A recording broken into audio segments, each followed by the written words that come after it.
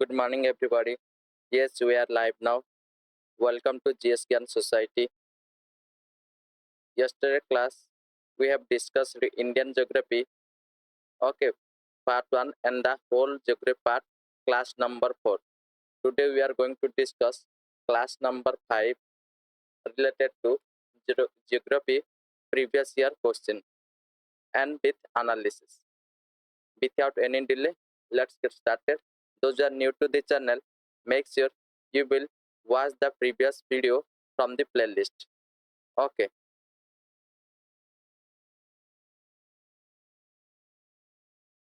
Okay, we have discussed 60 questions. Now today we are going to discuss the 61 question. Okay, 61 question is given. Assertion: Ganga plain is most deep, densely populated part of India. Reason क्या है? Ganga is the most harnessed river of India. तो इसका पहले देखते हैं assertion दोनों सही है या गलत है. देखो, Ganga is the most densely populated part of India. तो ये स्टेटमेंट सही है, इंडिविजुअली ट्रू है.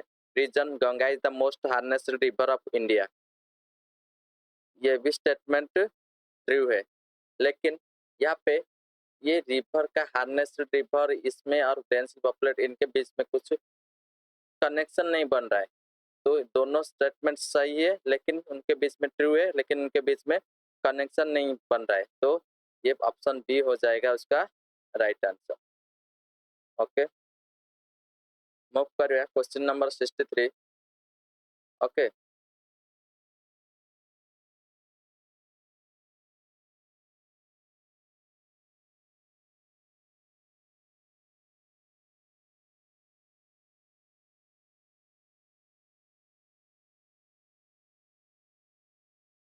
India is above India in the above map. Black mark shows the distribution. आपको ये भी मैपिंग क्वेश्चन कहा गया है, इसलिए इसको भी मैपिंग में ऐड कर दूंगा. यहाँ पे इसको हटा देते. Next 65 number question. 63 64 भी वो मैपिंग क्वेश्चन है.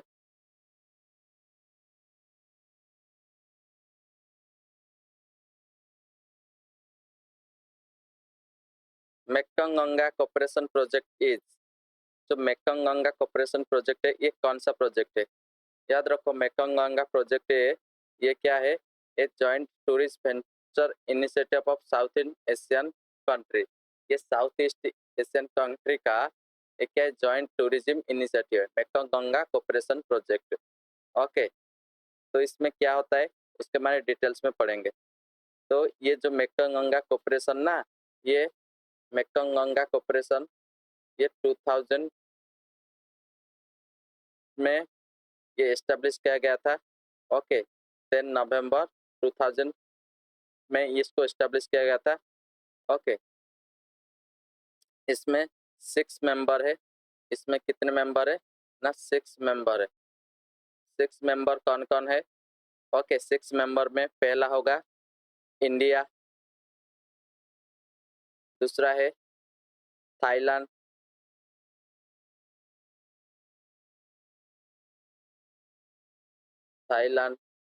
तीसरा है म्यांमार. ओके, चौथा है Cambodia. Okay, next Laos, and finally कौन है ना? वियतनाम. ये 6 कंट्री इसका मेंबर है मेकंग गंगा कोऑपरेशन. और ये प्रमोशन किसको करता है ना? ये promotion tourism, education, okay, education, culture, transportation, इसके ऊपर ये कोऑपरेशन करता है. इसके साथ साथ ट्रेड एंड इन्वेस्टमेंट भी के बारे में भी करता है. ओके, ये सब हो गया मेकंग गंगा कोऑपरेशन प्रोजेक्ट के बारे में कुछ fact. Okay, 66 number question. Assertion: Atlantic conditions are formed in winter season when atmospheric pressure is high and air pressure is low. Reason दिया है winter rainfall in northern India causes development of anticyclone conditions with the low temperature. तो देखो anticyclonic conditions are formed in winter season when atmospheric pressure is high and air temperature is low. तो statement true है. Okay. Reason when winter rainfall in northern India causes development of anticyclonic condition in low temperature. ये भी statement सही है. तो ये भी उसका एक्सप्लेनेशन भी सही है. तो इसलिए स्टेटमेंट 1 हो जाएगा इसका आएगा, क्योंकि इन नॉर्थ इंडिया में एक feeble high pressure region develop होता है जिसमें क्या होता है लाइट विंड मूव करता है आउटवर्ड में from the this area to outer move करता है, जिसके कारण क्या होता है ना गंगा वैली से वेस्ट टू नॉर्थ वेस्ट में क्या हो जाता है एंटीसाइक्लोनिक कंडीशन होता है और एंटीसाइक्लोनिक कंडीशन यहाँ पे कवर करता है. जैसे कि यहाँ पे नॉर्थ वेस्ट रीजन से लेके क्या ये गंगा तक क्या होता है एंटीसाइक्लोनिक कंडीशन डेवलप हो जाता है. तो ये स्टेटमेंट दोनों सही है, उसके साथ साथ ये उसका करेक्ट एक्सप्लेनेशन भी. Consider the following question regarding the power sector in India. Power sector के बारे में कितने सारे फैक्ट दिया है उसके बारे में ये बताया है. The installed capacity of power generation is around 95,000 megawatt nuclear power plant. Okay. Second statement है nuclear power plant contributes nearly 15% total power generation in India. इसको बोल जाओ. गलती से चेक कर. Hydroelectric plant contribute nearly 40% of total power generation. Okay.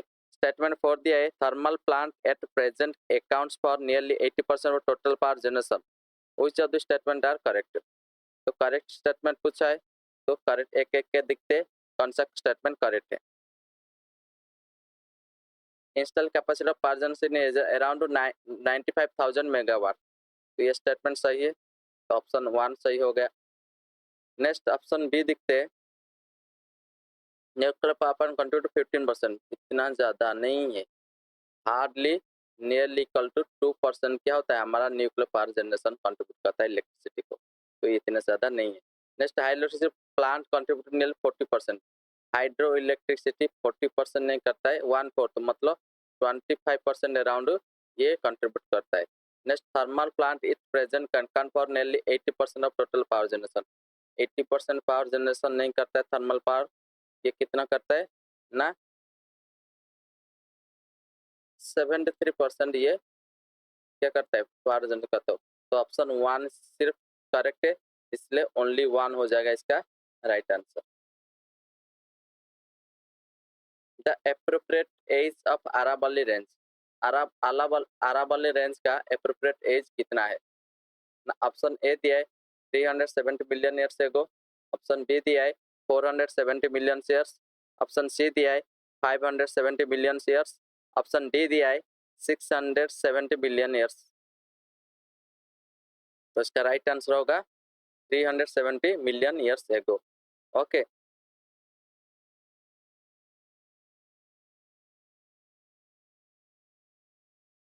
Sorry,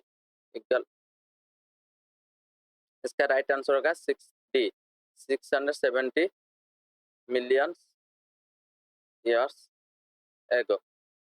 okay. इसको India का क्या बोलते ना ओल्डेस्ट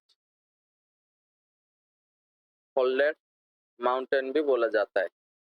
ओके.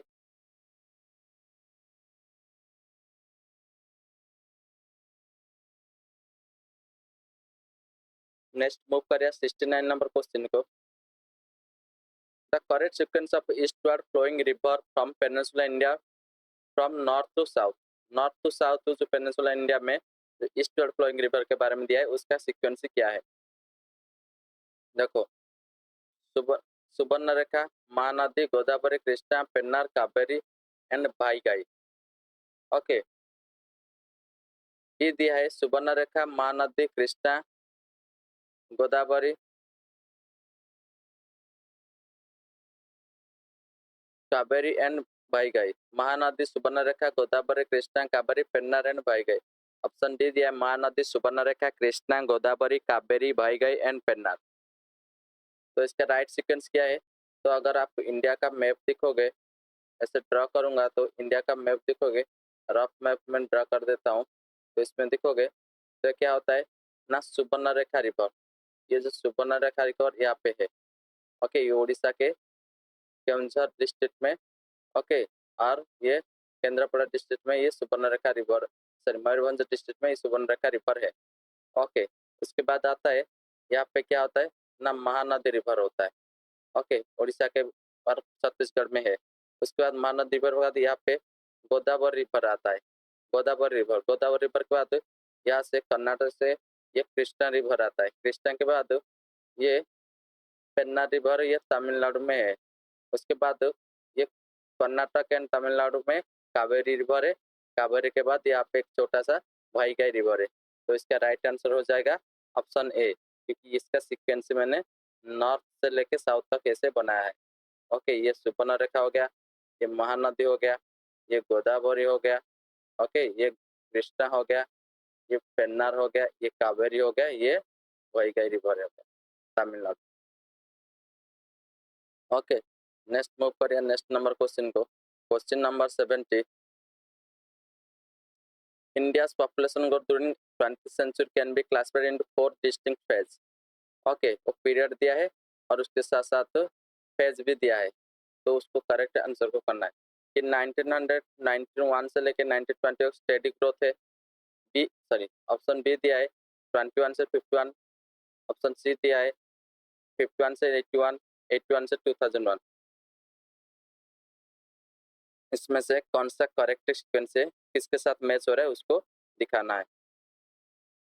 तो देखो 1901 से लेकर 1920 तक स्टैग्नेंट ग्रोथ है, मतलब पॉपुलेशन इतना ज़्यादा ग्रोथ नहीं हो रहा था, इसलिए इसको स्टैग्नेंट ग्रोथ फेज भी बोलते हैं। नेक्स्ट 21 से 51 तक इसको स्टेडी ग्रोथ भी बोलते हैं, इसको स्टेडी ग्रोथ फेज भी बोलते हैं, क्योंकि थोड़ा थोड़ा धीरे धीरे मेडिकल का डेवलपमेंट हुआ, थोड़ा थोड़ा पॉपुलेशन का ग्रोथ भी हुआ। नेक्स्ट 51 से 81 तक इस स्टेज को ना क्या बोलते हैं, रैपिड हाई ग्रोथ फेज भी बोलते हैं। रैपिड हाई ग्रोथ फेज, क्योंकि इसमें पॉपुलेशन ज़्यादा रेट से तेजी से इंडिया में बढ़ने लगा। ओके, नेक्स्ट 81 से लेकर 21 तक high growth with definite sign of slow down. Okay, यहाँ पे तो हाई ग्रोथ रेट हो गया, लेकिन उसके साथ साथ थोड़ा सा स्लो डाउन हुआ। तो इसका करेक्ट सीक्वेंस क्या होगा ना, ऑप्शन सी, ए का 3, बी का 1, सी का 2, डी का 4। With reference to Indian transport system, consider the following statement. Indian railway system is the largest in the world.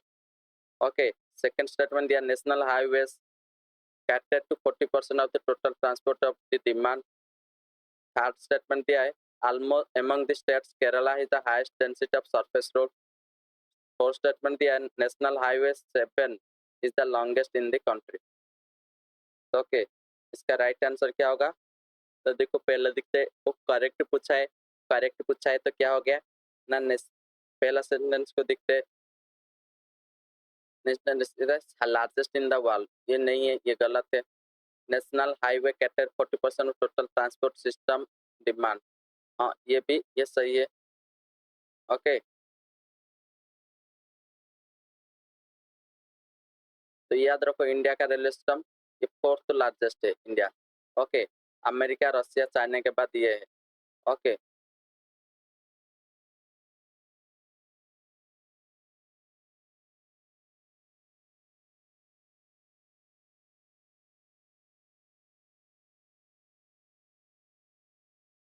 देखो नेशनल हाईवे क्या है ना, 2% है टोटल, लेकिन 40% क्या करता है, ट्रांसपोर्ट डिमांड को फुलफिल करता है, इसलिए ये 40% कंफ्यूज नहीं होना है। यहाँ पे 2% कितना परसेंट है नहीं पूछा है, कितना परसेंट डिमांड को फुलफिल कर रहा है वो पूछा है। Among the states Kerala has the highest density of surface road.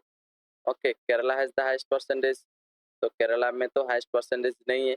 Okay, ये कौन सा सबसे हाईएस्ट परसेंटेज है ना, महाराष्ट्र। ओके, महाराष्ट्र क्या है, हाईएस्ट परसेंटेज है, तो ये स्टेटमेंट भी गलत हो गया। टू स्टेटमेंट सही है। National highway 7 is the longest highway, ये सही है। ओके, जैसे वाराणसी से लेके नेशनल 7 क्या कहते हैं, वाराणसी से लेके कन्याकुमारी तक ये नेशनल नंबर 7 हाईवे, ये लॉन्गेस्ट है। तो 2 स्टेटमेंट एंड 4 स्टेटमेंट आर सही है, 2 and 4 are the right answer. The average annual temperature of meteorological station is 26 degrees Celsius. Its average annual rainfall is 63 centimeter. Okay, annual range of temperature is 9 degree. The station in question is, तो ये सब ना meteorological जो system ये सब कहाँ पे होता है, कौन सा एरिया में होता है? इलाहाबाद में होता है, चेन्नई में होता है, चेरापूंजी का या कोलकाता का मेट्रो स्टेशन में ये सब रिकॉर्ड होता है। तो याद रखो ये सब चेन्नई में होता है, क्योंकि चेन्नई में याद रखो एनुअल एवरेज टेम्परेचर हमेशा ज़्यादा रहता है। तो 26 एवरेज रेनफॉल क्या है, थोड़ा कम है, तो 63 सेंटीमीटर। जनरल इंडिया में 84 प्लस और माइनस 4 के ये सेंटीमीटर में बारिश हो रहा है एवरेज, लेकिन एवरेज से भी कम है। एनुअल रेंज टेम्परेचर भी क्या है ना, 9 डिग्री की अराउंड है। तो क्या हो गया, ये चेन्नई के बारे में इस पिक्चर में मेंशन किया गया है। The sea coast of which of the following state become the famous as a nesting place for the giant olive riddle turtle from South America? तो ऑलिव रिडल टर्टल के बारे में साउथ अमेरिका के जो कौन सा जो स्टेट है जो कि फेमस नेस्टिंग प्लेस है? गोवा, गुजरात, उड़ीसा, तमिलनाडु। तो याद रखो जब भी ऑलिव रिडल टर्टल आएगा तो ये उड़ीसा स्टेट ही क्या होता है, वो फेमस नेस्टिंग साइट है। कि ये जो सी कोस्ट ऑफ उड़ीसा होता है ना, जैसे हमारा सी कोस्ट ऑफ उड़ीसा हो गया, जैसे रुस्सू किला हो गया, गहिरा मथा। ओके, ये दो है लार्ज नेस्टिंग साइट, और भी छोटे छोटे है बे ऑफ बंगाल के कोस्ट के अलंग में। ये दो large nesting site olive ridley turtle का जो साउथ अमेरिका से आते हैं। With reference to India which of the following statement is not correct? India के बारे में कौन सा स्टेटमेंट करेक्ट नहीं? नॉट करेक्ट तो नॉट को हाईलाइट करो। About 1/3 of the area of the country record more than 750 millimeter of the annual rainfall. Option B दिया, the dominant source of irrigation in the country is well. Okay, option C दिया है, alluvial soil is predominant type of soil in northern plain of the country. Okay, option D दिया है, the mountain areas accounts for about 30% of the surface area of the country. Okay, mountain area 30%. Okay, इसका right answer क्या होगा? Not correct दिया है, the dominant source of irrigation in the country is well. तो dominant source well irrigation नहीं। Okay, याद रखो ये स्टेटमेंट गलत हो गया। तो अगर इसको सही करोगे तो जो इरिगेशन का ना इंडिया में इरिगेशन का जो होता है कंट्रीब्यूशन, पहले इंडिया में ट्यूबवेल इरिगेशन सबसे ज़्यादा है 40%, 45% होता है। नेक्स्ट आता है कैनाल इरिगेशन जो कि अराउंड 25 और 26% होता है। ओके, उसके बाद आता है थर्ड पोजीशन में आता है वेल इरिगेशन। वेल इरिगेशन जो कि 19 या 20% अराउंड होता है। फिर आता है अदर टाइप का इरिगेशन जो कि अराउंड 7% होता है।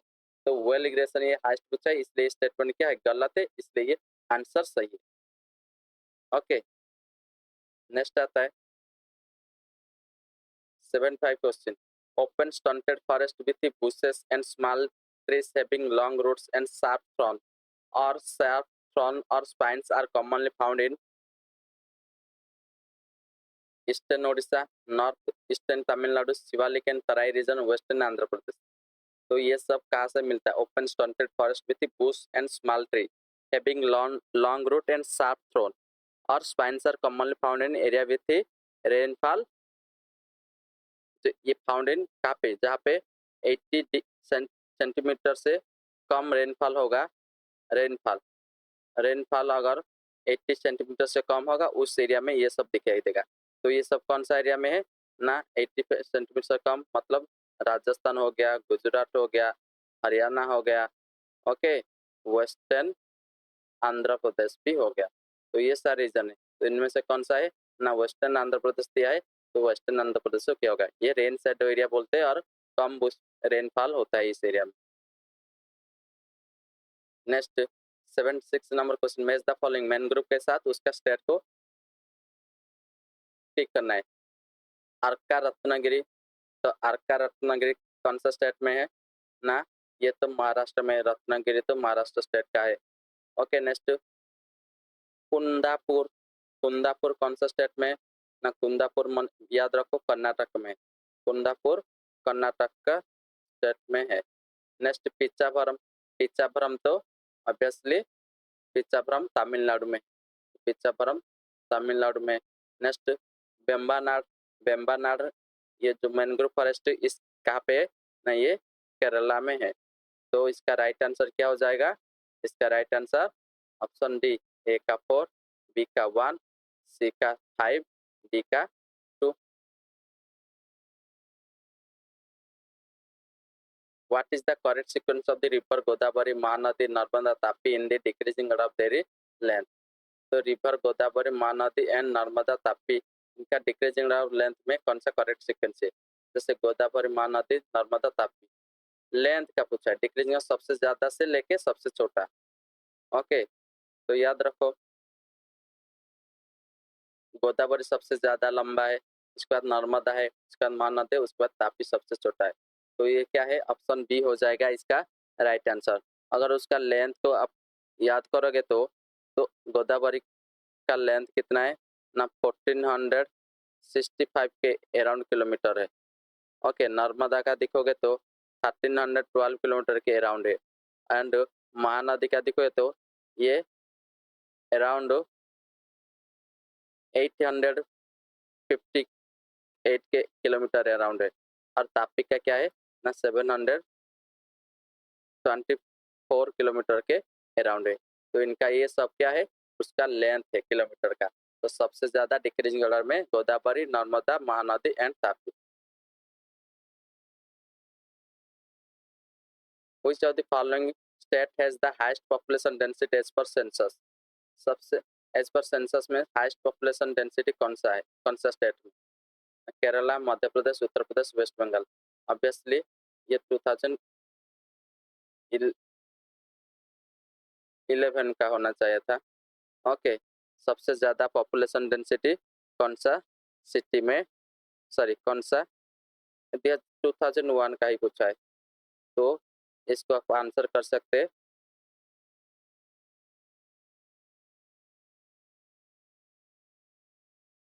ना, option D is the right answer कि वेस्ट बंगाल ना। अगर देखोगे वेस्ट बंगाल का लगभग 904 है पॉपुलेशन डेंसिटी। ओके 904 है। उत्तर प्रदेश का है 689 के अराउंड है। मध्य प्रदेश का हमारा 196 के अराउंड है, और केरला का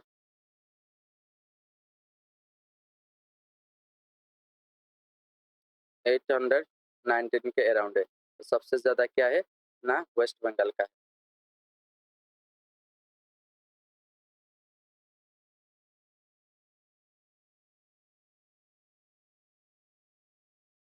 नेक्स्ट आता है Nanda Devi peak forms a part of, तो नंदा देवी पीक ना किसका पार्ट है? असम हिमालय का, कुमान हिमालय का, नेपाल हिमालय का, पंजाब हिमालय का। तो नंदा देवी किसका पार्ट है ना, ये कुमांग हिमालय का, कुमान हिमालय का एक पार्ट है। ये जो कि किसमें होता है ना, चमोली डिस्ट्रिक्ट, चमोली डिस्ट्रिक्ट होता है उत्तराखंड का, ये उत्तराखंड का चमोली डिस्ट्रिक्ट में ये लोकेटेड है। Next among the following cities which are one of the highest altitude above mean sea level, इनमें से कौन सा सिटी है जो कि मेन सी लेवल से हाइट में है? बैंगलोर, दिल्ली, जोधपुर, नागपुर। तो इसका राइट आंसर क्या होगा? बैंगलोर। ओके ये बोला जाता है कि बैंगलोर 937 मीटर के हाइट में है, एंड दिल्ली बोला जाता है कि 218 मीटर हाइट में। जोधपुर का कितना है ना, जोधपुर का अराउंड 230 मीटर है, एंड नागपुर का हाइट क्या है ना, 247 मीटर अराउंड है। तो अगर तुम स्टेशन ट्रैवल किए होंगे तो हर स्टेशन में उसका मेन सी लेवल लिखा होता है, तो उसका मेंशन क्या हो जाता है, मेन सी लेवल का मतलब सी लेवल से उसका हाइट कितना है वो सब मेंशन किया जाता है। तो वहाँ से तुम क्या कर सकते हो, सिटी कभी ट्रैवल करोगे तो उस रेलवे स्टेशन का जो हाइट होगा ना, उस सिटी का अराउंड एवरेज हाइट उतना ही होगा, तो उससे तुम पता लगा सकते हो।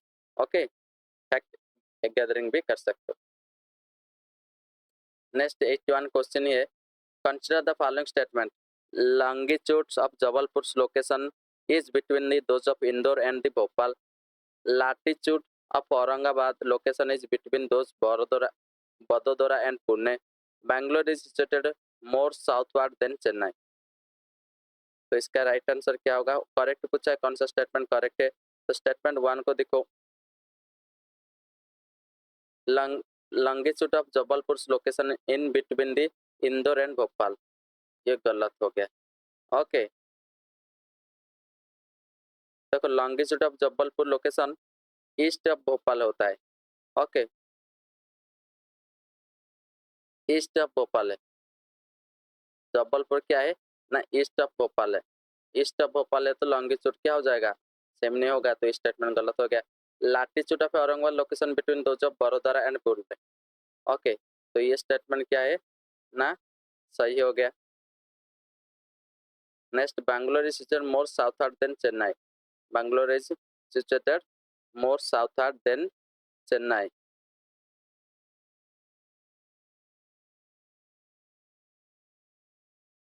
तो ये स्टेटमेंट क्या हो गया, गलत हो गया। बैंगलोर क्या होता है ना, बैंगलोर को देखोगे तो ये नॉर्थ में रहता है, चेन्नई का नॉर्थ में, तो ये स्टेटमेंट गलत हो गया। तो only 2 is the correct answer, तो only B is the right answer. Which one of the following state is the smallest in area? इनमें से कौन सा स्टेट है जो कि एरिया वाइज स्मॉलेस्ट है? आंध्र प्रदेश, गुजरात, कर्नाटक, तमिलनाडु। तो एरिया वाइज स्मॉलेस्ट क्या है, देखो पहले एरिया वाइज स्मॉलेस्ट, अब का दिखोगे ना, ये 2003 में क्वेश्चन आया था, तो अब का दिखोगे ना area wise smallest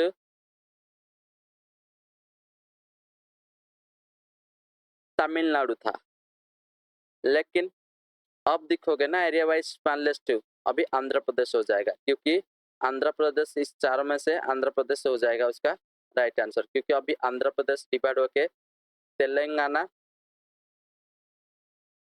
and Andhra Pradesh ये दोनों बन गया है।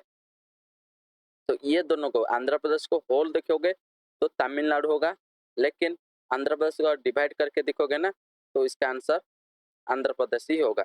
तो देखो गुजरात का कितना है स्क्वायर किलोमीटर, तो गुजरात का कितना स्क्वायर किलोमीटर है ना, 196 के किलोमीटर स्क्वायर किलोमीटर का एरिया है। कर्नाटक का अराउंड इसका भी 191 के और 791 स्क्वायर किलोमीटर का अराउंड। तमिलनाडु का 130,058 किलोमीटर स्क्वायर किलोमीटर का अराउंड। वो आंध्र प्रदेश का 1,60,205 स्क्वायर किलोमीटर है। तो ये अगर आंध्र प्रदेश को एक स्टेट दिखोगे ना तो तमिलनाडु होगा, लेकिन आंध्र प्रदेश को डिवाइड करके पूछेगा तो वो आंसर आंध्र प्रदेश ही होगा। तो आप उस हिसाब से अभी ये क्वेश्चन पूछेगा ना ये, तो आप आंध्र प्रदेश ही मारोगे इस सारे ऑप्शन।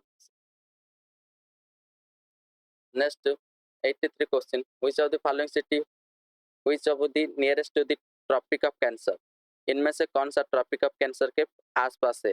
देखो ट्रॉपिक ऑफ कैंसर लोकेट करता है ना 23 डिग्री 23.5 डिग्री नॉर्थ में ट्रॉपिक ऑफ कैंसर लोकेट करता है। तो ये नॉर्थ लोकेशन, ये देखो हमारा ये कोलकाता को दिखोगे, कोलकाता को दिखोगे तो ये 22 डिग्री 33 डिग्री नॉर्थ में है। ओके, और दिल्ली को देखोगे तो दिल्ली 28 डिग्री 38 डिग्री नॉर्थ में है, 38 मिनट नॉर्थ में है। लेकिन आप जबलपुर को दिखोगे, ओके जोधपुर को दिखोगे तो वो तो और भी दिल्ली के आसपास होगा जोधपुर। नागपुर को दिखोगे तो क्या हो गया, ये भी कम है, तो ये 22 डिग्री 33, ये 23°5, ये आसपास है, तो कोलकाता हो जाएगा इसका राइट आंसर।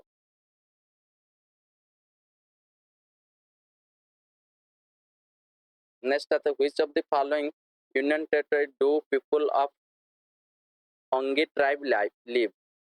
कौन सा यूनियन टेरिटरी में जो ओंगे ट्राइब लिव करते ना, ओंगे ट्राइब तो करते अंडमान निकोबार आइलैंड में रहते। और याद रखो ये ओंगे ट्राइब के बारे में कुछ फैक्ट याद रखो, ये तो अंडमान निकोबार में डिसाइड करते हैं, लेकिन उसके साथ साथ ये fully hunting and gathering tribe है, हंटिंग एंड गैदरिंग ट्राइब है। तो हंटिंग गैदरिंग करके उनका लाइवलीहुड मेंटेन करते हैं। और इनका जो रेस है ना, ये रेस किसके रेस को बिलोंग्स करते हैं ना, ये निग्रोइटो रेस के बिलोंग करते हैं। तो निग्रो रेस के बिलोंग्स करते हैं, उसके साथ साथ हंटिंग गैदरिंग के ऊपर उनका लाइवलीहुड इकोनॉमी चलता है। ओके, मूव करिए नेक्स्ट क्वेश्चन को। 85 number question. Consider the following statement. National Thermal Power Corporation has diversified into hydropower sector. Power Grid Corporation of India has diversified into telecom sector. Which of the following state given above is correct? National Thermal Power Corporation has diversified into hydropower sector. अब statement 2 दिया है, power grid corporation of India has diversified into telecom sector. उनमें से कौन सा statement जो कि correct है? तो स्टेटमेंट 1 को देखो, national thermal power corporation has diversified into hydropower sector, ये सही है, ये स्टेटमेंट करेक्ट है।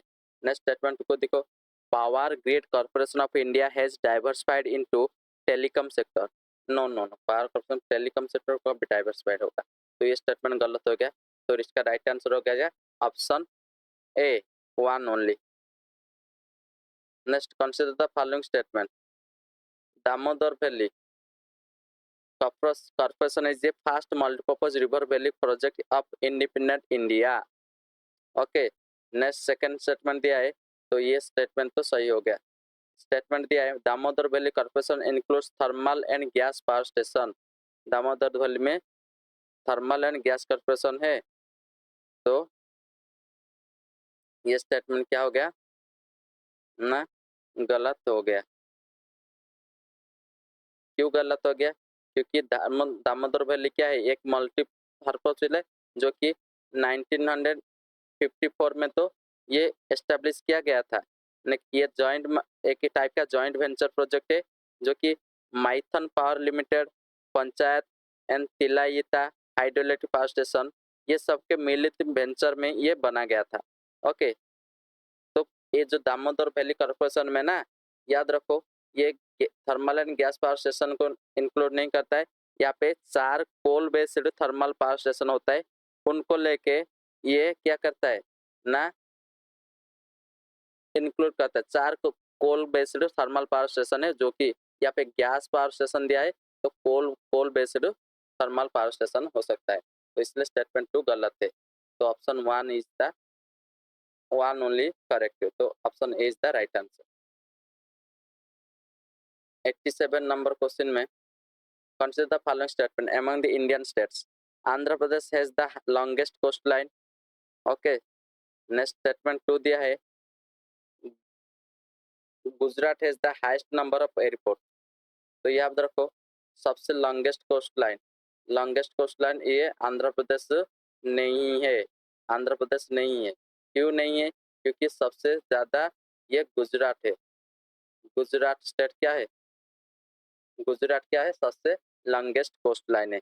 अराउंड ये बोला जाता है कि गुजरात का 1214 मीन्स 1214 किलोमीटर के अराउंड उसका कोस्ट लाइन है। उसके बाद सेकेंड पोजीशन में आता है आंध्र प्रदेश। आंध्र प्रदेश का कितना होता है? आंध्र प्रदेश का कोस्ट लाइन है कि अराउंड 973 किलोमीटर के। ओके, तो इसलिए ये सेकेंड में आता है आंध्र प्रदेश। सबसे ज्यादा हाईएस्ट कोस्ट लाइन है गुजरात होगा। Gujarat is the highest number of airport. Gujarat में हाईएस्ट नंबर ऑफ एयरपोर्ट होता है। हाँ होता है, क्योंकि गुजरात में बोला, अगर देखो गुजरात को, यहाँ पे 10 एयरपोर्ट है, तो 10 एयरपोर्ट से लगभग ऑल एयरपोर्ट्स ऑपरेशनल है। तो ऑप्शन 2 ओनली, तो 2 इज करेक्ट आंसर, तो be the right answer. Next question number 88 को चाहते हैं, मैच द लिस्ट, मिनरल के उसके साथ उसका लोकेशन को लोकेट करना है।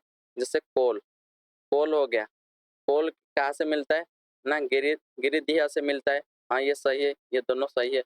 कॉपर कहाँ से मिलता है, कॉपर, कॉपर याद रखो, कॉपर अलवर से मिलता है।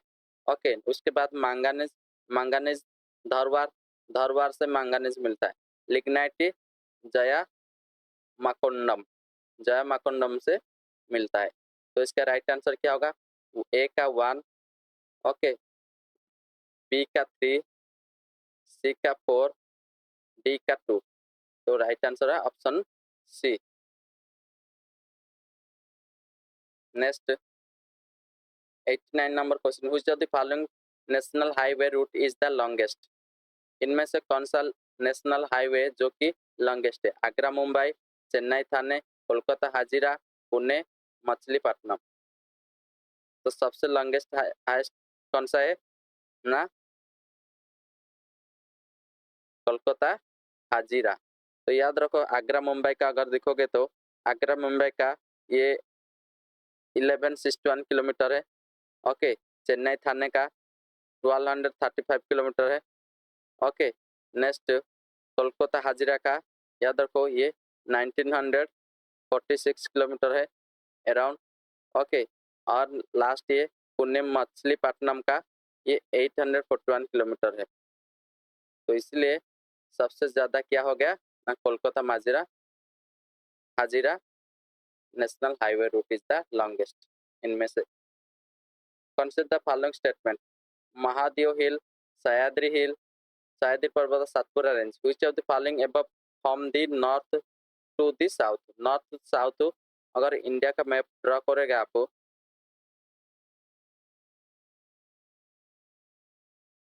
तो इंडिया का मैप ड्रॉ करोगे तो north to south,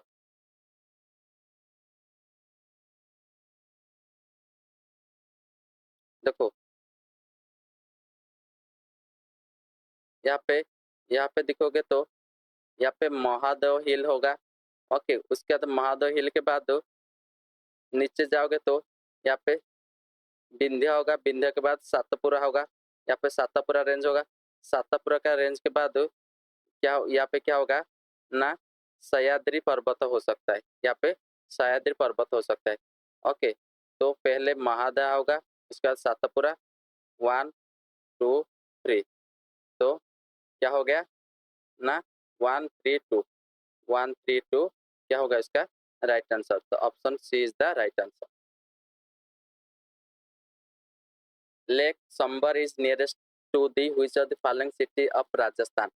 sambar lake ना कौन सा सिटी राजस्थान का कौन सा सिटी के पास है ना, संबर लेक याद करोगे। संबर लेक का, संबर लेक क्या है इसके बारे में एक फैक्ट बोल देता हूँ कि संबर लेक एक लार्जेस्ट, इंडिया का लार्जेस्ट साल्ट लेक है। तो याद रखो ये जयपुर सिटी के पास है। ओके, जयपुर सिटी के पास है, इसका मतलब ये जयपुर सिटी से सिर्फ 96 किलोमीटर की दूरी पर है। ओके, और जयपुर का साउथ में ये है। ये सब फैक्ट याद रखो, अगर क्वेश्चन में आएगा तो ये कर सकते हो। Match the following list, century के साथ, नेशनल पार्क सेंचुरी के साथ उसका स्टेट को मैच करना है। जैसे कंगार घाटी नेशनल पार्क, कंगार घाटी नेशनल पार्क छत्तीसगढ़ है, हाँ छत्तीसगढ़ में। Next Nagarhole national park, Nagarhole तो ये कर्नाटक में है। ओके, नेक्स्ट आता है Kugti wildlife sanctuary, Kugti wildlife sanctuary याद रखो ये हिमाचल प्रदेश में है कुंगती। नेक्स्ट सुल्तानपुर, सुल्तानपुर तो हरियाणा में है। तो इसका राइट आंसर क्या हो जाएगा, इसका राइट आंसर है ऑप्शन बी, ए का 1, बी का 4, सी का 3 एंड डी का 2। Which of the following statement is not correct? Option A दिया है, Gulf with narrow front and wider rivers experience high tides. Option B, the tidal current takes place when a gulf is connected to a open sea by a narrow channel. Option C, the tidal bore occurs when a tide enters the narrow and shallow estuary of a river. Option D, the tidal nature of the mouth of the river Hooghly is crucial importance to the Kolkata as a port. तो ये not correct दिया है, तो mark करो sir, ये not के ऊपर थोड़ा स्ट्रेस देना है, ताकि सब तो सही लगता है लेकिन नॉट को जो सही नहीं उसको ढूंढना है, उसका वो होगा हमारा आंसर। तो याद रखो, gulf with narrow front and wider rears experience high tide. तो ये स्टेटमेंट क्या हो गया, गलत हो गया स्टेटमेंट है, तो ये स्टेटमेंट राइट आंसर हो जाएगा। Okay, gulf with narrow front and wider rears would expect highest tide among the all four configuration. One example is the high tide दिया है Gulf of Mexico. ये has high tide because all water must get in and out of the Gulf through the narrow Florida Strait.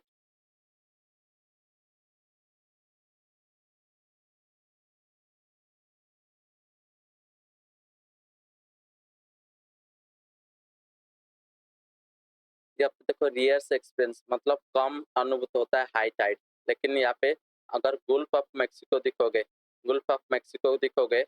तो उसका example क्या है, Gulf of Mexico को दिखोगे तो उसमें हाई टाइड क्या होता है, बार बार होता है, और नेरो फ्लोरिडा स्टेट होने के बाद, नेरो फ्लोरिडा स्टेट है और नेरो फ्लोरिडा स्टेट को तो पानी क्या करता है, ज्यादा जाता है, एक साथ ज्यादा जाता है फिर आ जाता है, तो हाई टाइड एक्सपीरियंस यहाँ पे ज्यादा होता है, इसलिए यहाँ पे रियर्स एक्सपीरियंस हाई टाइड दिया है, तो नहीं होता है mostly experience high tides.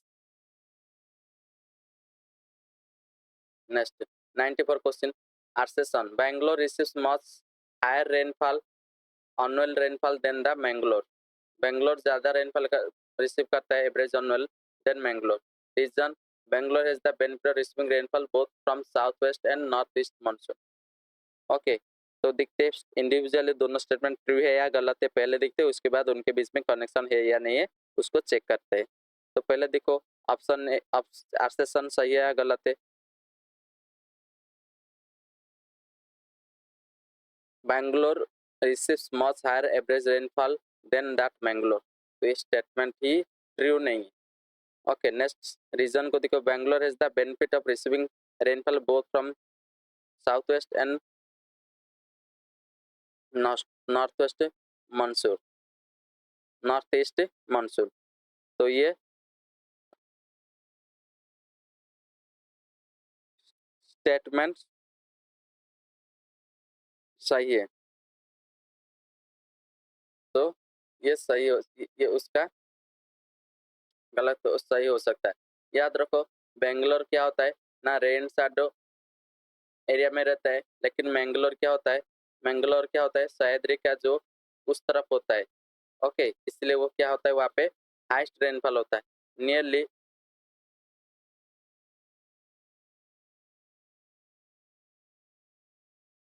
200 centimetre के अराउंड यहाँ पे मैंगलोर में रेनफॉल होता है, लेकिन बेंगलोर में याद रखो अराउंड 50 सेंटीमीटर से ज़्यादा भी कम बारिश बेंगलोर में होता है, इसलिए इसको रेन शैडो एरिया भी बेंगलोर को बोला जाता है। तो स्टेटमेंट टू ओनली करेक्ट, तो R only true, reason only true यहाँ पे लिख सकते। West flowing river of peninsular India have no delta. Reason, the river do not carry any alluvial sediment. तो देखते हैं इंडिविजुअली उस दोनों स्टेटमेंट्स ट्रू है या नहीं है, उनके बीच में कनेक्शन है या नहीं चेक करते हैं। देखो west flowing river in Narmada and Tapi do not form delta, peninsula have do not no delta, तो ये स्टेटमेंट क्या हो गया, सही हो गया। The river do not carry any alluvial sediment, तो डेल्टा फॉर्मेशन न होने का कारण क्या है ना, no alluvial sediment carried by the river, तो alluvial sediment नहीं है इसलिए डेल्टा फॉर्म नहीं है, तो दोनों इंडिविजुअल ट्रू है, उसके साथ आर भी क्या करता है एक्सप्लेन करता है, तो इसका राइट आंसर हो जाएगा option A. Consider the following statement, Indira Gandhi centre for atomic research uses fast reactor technology. Second statement दिया है atomic mineral Directorate for Research and Exploration is engaged in heavy water production. Okay. Statement 3 दिया है, India Rare Earth Limited is engaged in manufacturing zinc for the India's nuclear program besides other rare earth products. Which of the following given statement are correct? तो देखो, Indira Gandhi centre for atomic research uses fast reactor technology, हाँ ये statement सही है. Atomic mineral director research and exploration is engaged in heavy water production, ये भी सही है. India rare earth limited is engaged in manufacture of zircon from India's nuclear programme besides other rare earth product, ये statement भी सही. तो तीनों के करेक्ट पूछा है, तीनों के स्टेटमेंट क्या हो गया, करेक्ट हो गया. तो इसलिए 96 का ए हो जाएगा करेक्ट आंसर. 97 का मैच करना है see in beaches in India and state के साथ मैच करना है. जैसे फॉर एग्जांपल गोपीनाथ बीच, तो गोपीनाथ बीच कहाँ पे है ना, गोपीनाथ बीच याद रखो, गोपीनाथ जी से गुजरात, तो गुजरात याद रखोगे. लाओसन बे बीच कहाँ पे होता है, लाओसन बीच बे बीच याद रखो, लाओसन बे बीच ये आंध्र प्रदेश में है. ओके. नेक्स्ट देवबाग बीच, देवबाग बीच याद रखो कर्नाटक में है. ओके. देवबाग बीच कर्नाटक में. और सिंकुरिम बीच कहाँ पे है ना, सिंकुरिम बीच ये गोवा में है, सिंकुरिम बीच गोवा में. तो इसका राइट आंसर क्या हो जाएगा, ए का 3, ए का 3. ओके. बी का 1, बी का 1. ओके. तो सी का 5, सी का 5, डी का 4. तो right answer is option B. Match the list, biosphere reserve के साथ उसका स्टेट को क्या करना है, मैच करना है. तो बायोस्फीयर रिजर्व दिया है और उसका स्टेट को मैच करना है. सिमिलीपाला, ओके. सिमिलीपाला याद रखो, सिमिलीपाला तो ये उड़ीसा में है, ये याद रहेगा. दिहंग देबांग, ओके. दिहंग देबांग ये कहाँ पे है ना, ये याद रखो. देव दिबांग ये अरुणाचल प्रदेश में है. उसके बाद नॉकरेक, नॉकरेक कहाँ पे है ना, नॉकरेक याद रखो ये मेघालय में है, नॉकरेक. नेक्स्ट कांचनजंगा, कांचनजंगा तो एक मिक्स्ड साइड है, तो ये सिक्किम में है. तो इसका राइट आंसर क्या हो जाएगा, ए का 3. ओके. सॉरी, ए का 4, ए का 4, बी का 3, सी का 5. ओके. डी का 1. तो option D is the right answer. Among the which of the following Indian state which one has the minimum total forest cover? इनमें से कौन सा मिनिमम इंडियन स्टेट है जो कि मिनिमल टोटल फॉरेस्ट कवर है. ओके. याद रखो फॉरेस्ट कवर, अभी रिसेंटली फॉरेस्ट रिपोर्ट आया था, तो उनमें से याद रखो हरियाणा है ना, हरियाणा सबसे ज़्यादा फॉरेस्ट रिसोर्स कम है, minimum minimum total forest cover है. ओके. हरियाणा में. तो इसको में बोला जाता है कि अराउंड 6 to 8% का forest cover. Next consider the following statement. The forest cover in India constitute around 20% of geographical of its area. Out of the forest cover, dense forest constitute around 40%. Statement 2 दिया है, the national forest action programme aims to bringing 1/3 of the area of the India under tree forest cover. तो इसका right answer क्या होगा, the forest cover consist 20%. 20% दिया है, तो ये स्टेटमेंट गलत हो गया. ओके. फॉरेस्ट कवर जो इंडिया में होता है ना, डेंसली फॉरेस्ट क्या होता है ना, 2.54% रहता है. ओके. उसके बाद वेरी डेंसली फॉरेस्ट क्या होता है, एंड 8%, 8.5% क्या होता है, मॉडरेटली डेंस फॉरेस्ट होता है. ओके. उसके बाद national forest action plan long term के लिए जो अचीव करने के लिए 30%. तो स्टेटमेंट 2 क्या होता है, ये नेशनल फॉरेस्ट्री एक्शन प्रोग्राम क्या करता है, ब्रिंगिंग करता है ना, 1/3 ऑफ द मतलब 33% फॉरेस्ट कवर के लिए ये क्या करता है, इंडिया को उस कैटेगरी में लाने की कोशिश करता है. तो स्टेटमेंट 2 ओनली करेक्ट.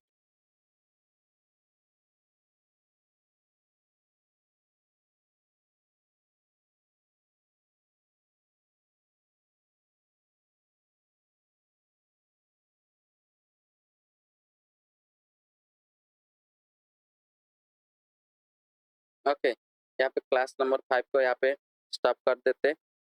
कल को हम नेक्स्ट क्लास में कंटिन्यू करेंगे क्लास नंबर 6 में इसका रिमेनिंग पार्ट को। Okay, if you like the video then make sure to subscribe our channel. If you are new to the channel, then share with your friend so that your friend will be also get benefit from that video, and boost your preparation with us GSGN Society.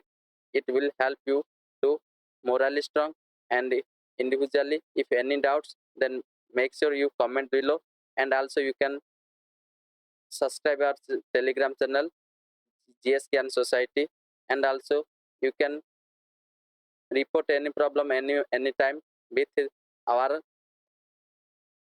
Gmail gsgansociety@gmail.com. Okay, thank you. Have a good day.